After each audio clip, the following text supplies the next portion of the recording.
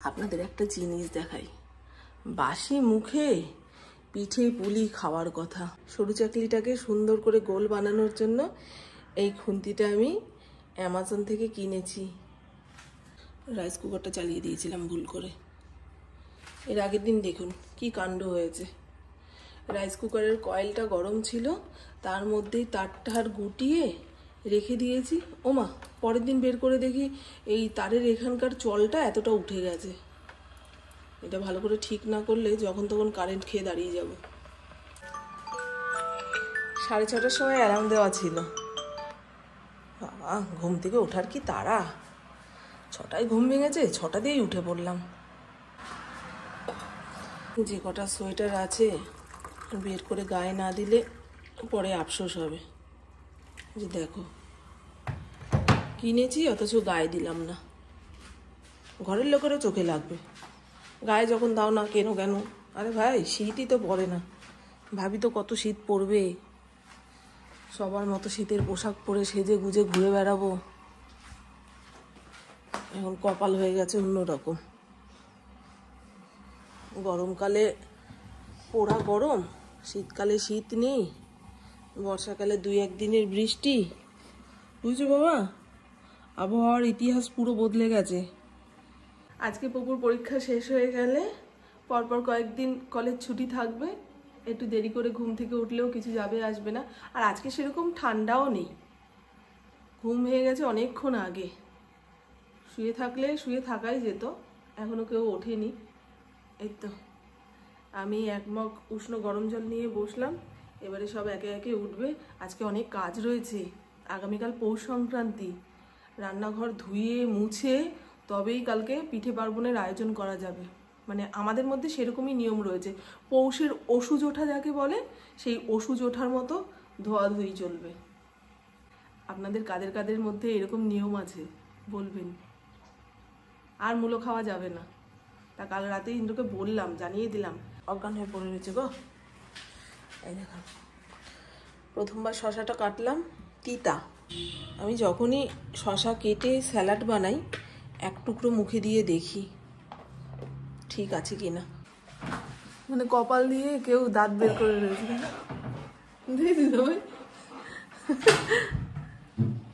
আমার ফড়িং ভাবছে আমার বাবাই নামছে না, আমি একটু লম্পচম্প দেখাবো সকাল সকাল, সেটা পারছি না। থাক,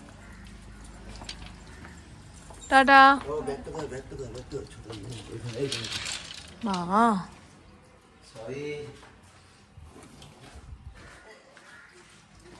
খুব প্রয়োজনীয় জিনিস ভুলে যাচ্ছিল গো, বাজারের ব্যাগ। হ্যাঁ, শীতকালের সকালে সবজি বাজারের পাশ দিয়ে আসবে, হাতে যদি ব্যাগ না থাকে কত অসুবিধা বলুন তো। হ্যাঁ, সব আছে, কিচ্ছু আনতে হবে না। টাটা। সকাল সকাল রোদ উঠবে কি উঠবে না এটা একদম ক্যালকুলেশন করে নিতে পারলে মনে হয় না ভাই আজকের দিনটা ভালোই কাটবে। দাঁড়ান, এই জানলা দিয়ে দেখে নি রোদের কি অবস্থা। হ্যাঁ, উঠবে গো। এত তাড়াতাড়ি সংসারের কাজ শুরু করে কোনো লাভ নেই, 9টার পর থেকে চালু করব। রোদটাও উঠে যাবে, জলটাও বেশ গরম গরম, কাজ করতে সুবিধা হবে। আপাতত বডিটা বিছানায় ফেলেই কম্বল মুড়ি দিয়ে শোয়ার মতন শীত এখন নেই।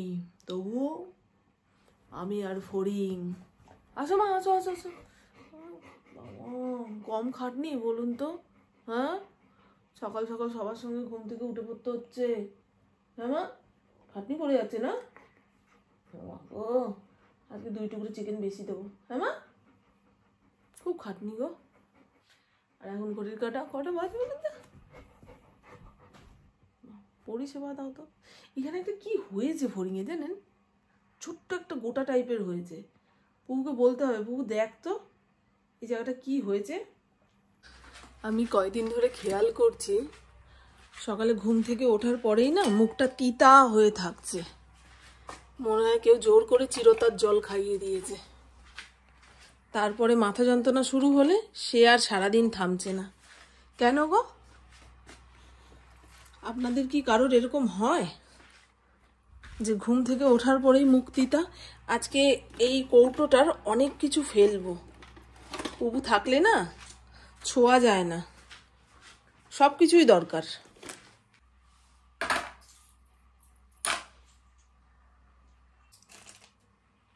কেউ দিয়েছে, কি ভারী গো। এইগুলো সবাই হাতে দিতে পারে না। বাড়ির চাবি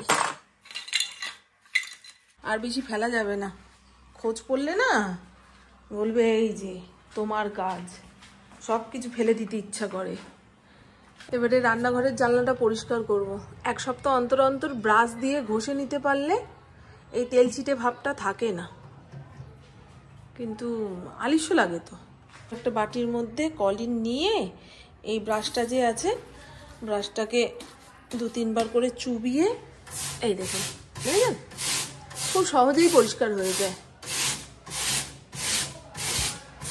ভেতর দিয়ে একবার ঘষে নেওয়ার পরে যদি বাইরে দিয়েও এরকম করে ঘষে নিতে পারি, তাহলে জানলাটা চকচকে ঝকঝকে হবে। আর বাইরে যায়।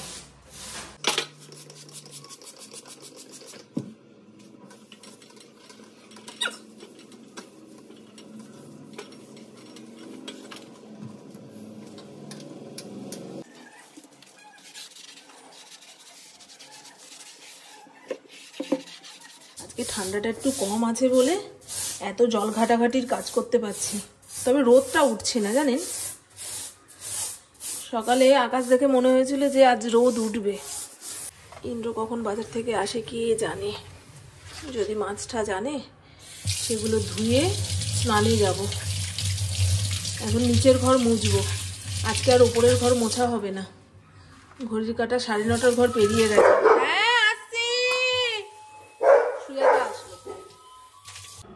এসে গেছেন শ্যামবাজারের শশীবাবু, বাজারের ব্যাগ হাতে নিয়ে।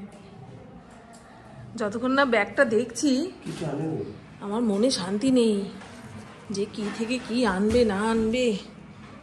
ও পেঁয়াজ কলি এনেছো ব্যাগ ভরে, ছোট আলু, আর ওই প্যাকেটের মধ্যে কি আছে?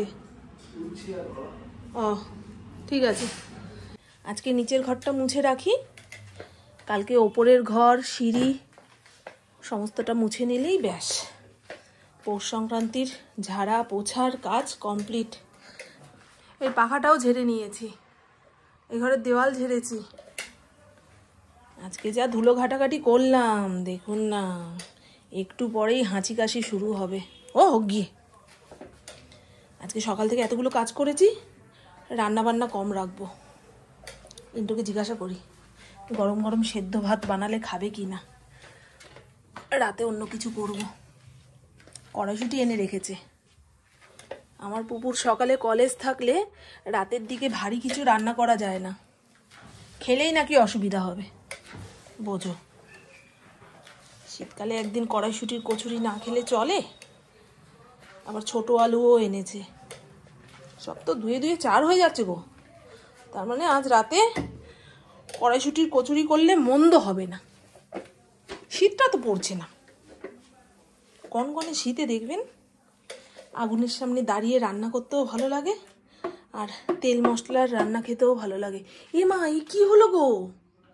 এই দেখো, মানি প্ল্যান্টের গাছে যে জল দিয়েছিলাম, বাটি উপচে জল পড়ছে। রাম রাম রাম রাম রাম রাম। সর সর ফটক, সর, তোর মা আকাম করেছে রে। আমি ধরুন বসে মোবাইল ঘাঁটছি কিংবা কাজে কর্মে ব্যস্ত আছি, তখন আমাদের ইন্দ্রর সব কাজে দেরি হয়ে যায়। আপনাদের সঙ্গেও কি এরকম হয় বলুন তো বন্ধু? বসে থাকা মোটে দেখতে পারে না, কিংবা ঘরের অন্যান্য কাজ করতে করতে যে ঘড়ির কাঁটা এদিক থেকে ওদিক হয়ে গেছে সেটা বোঝে না। এই 3টে রুটি করে দিচ্ছি, দোকান থেকে দুধ আনবে, দুধ চাল দিয়ে রুটিগুলো ভিজিয়ে দিই। এই খাবারটা রেডি করে না রেখে যদি স্নানে যাই না, শান্তি পাবো না। আজকে শ্যাম্পু করতে হবে। ঘর দুয়ার ঝেড়ে পুছে নিজে যদি শ্যাম্পু করে পরিষ্কার না হই, তাহলে আর পৌষের ধোয়াধুয়ির কি মানে।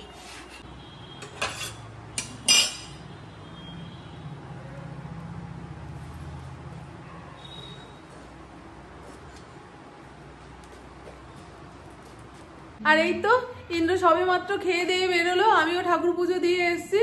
এই হাউস কোটগুলো না পেটের কাছে টাইট ফিট করে বাঁধলে ভুঁড়িটা বেশি করে বোঝা যায়, তাই না? এমনিও আমার খুব ভুঁড়ি ছোট থেকেই, জানেন, গায়ে পায়ে মাংস ছিল না, কিন্তু আমার ঠাকুমার ভুঁড়ি, আমার কাকাদের ভুঁড়ি, আমারও ভুঁড়ি বংশগতভাবে পেয়েছি। এখন চায়ে চুমুক দেব, তারপরে ব্রেনটা খুলবে, ফের ডিসাইড করব আজ কি রাধি কি বাড়ি।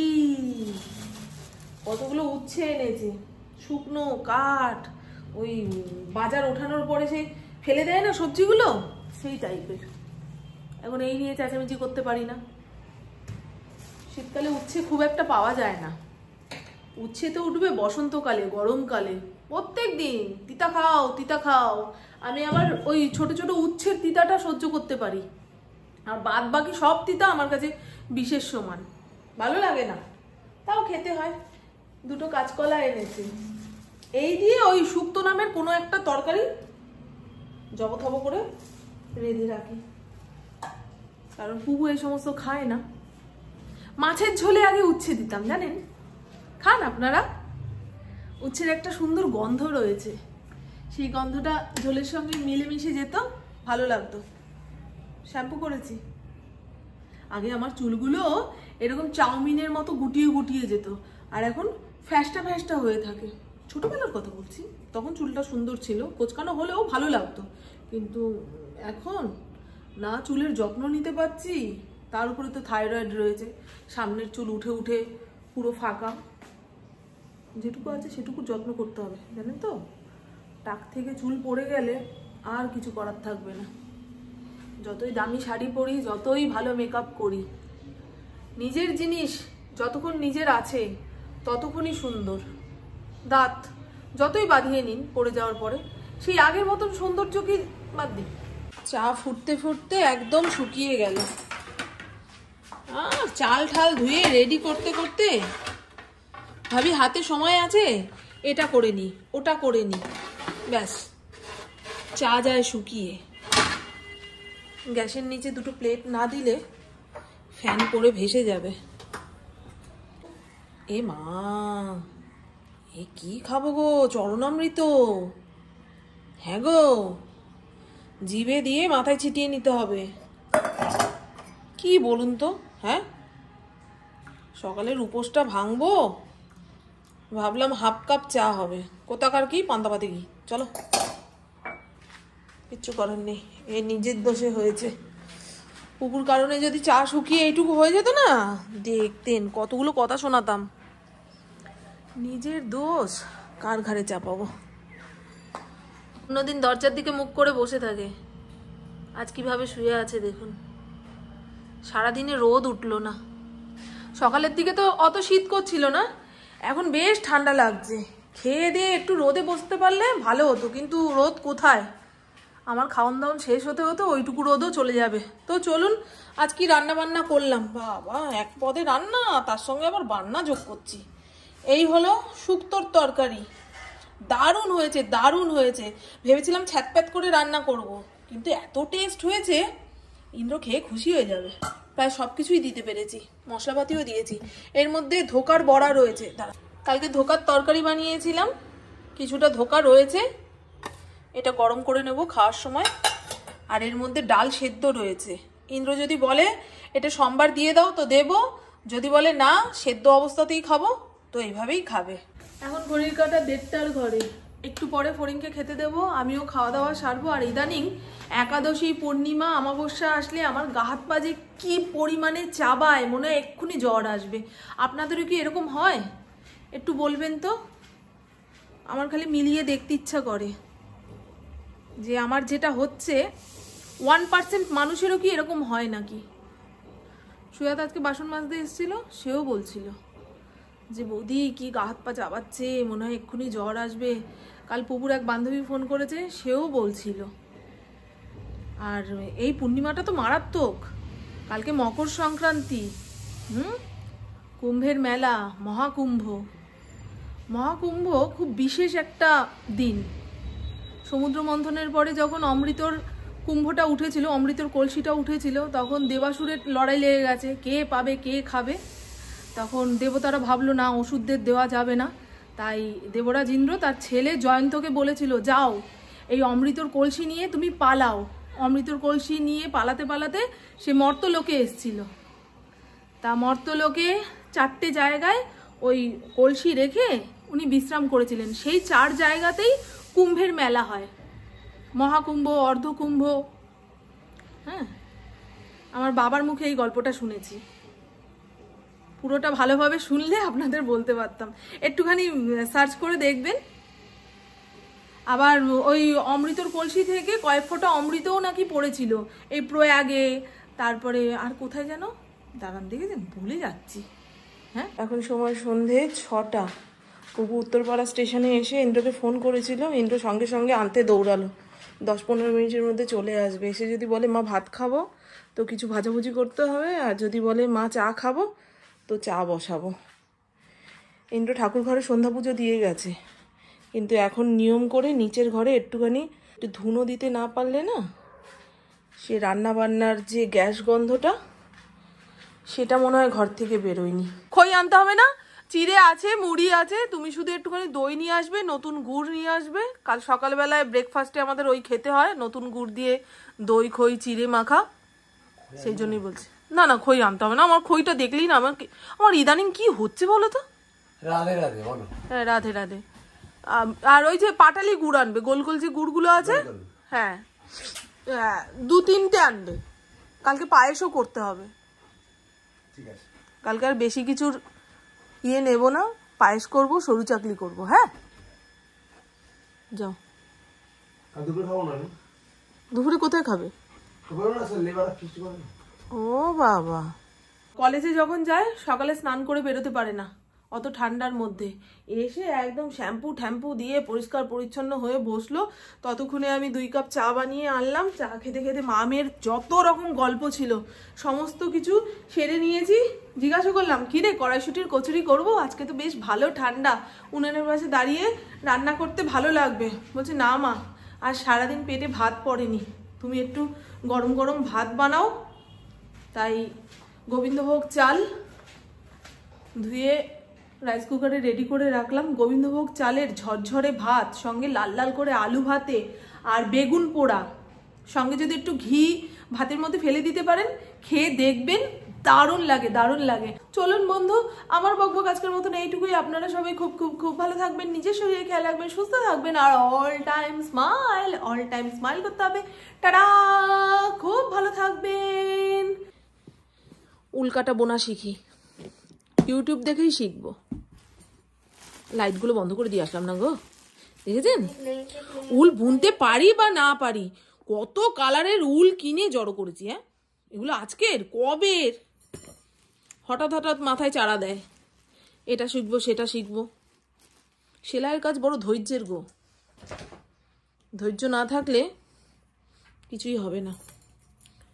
এই ওপরে উঠে আসো, গুড বয়, তোমার জন্য একটা সোয়েটার বানাবো, ঠিক আছে?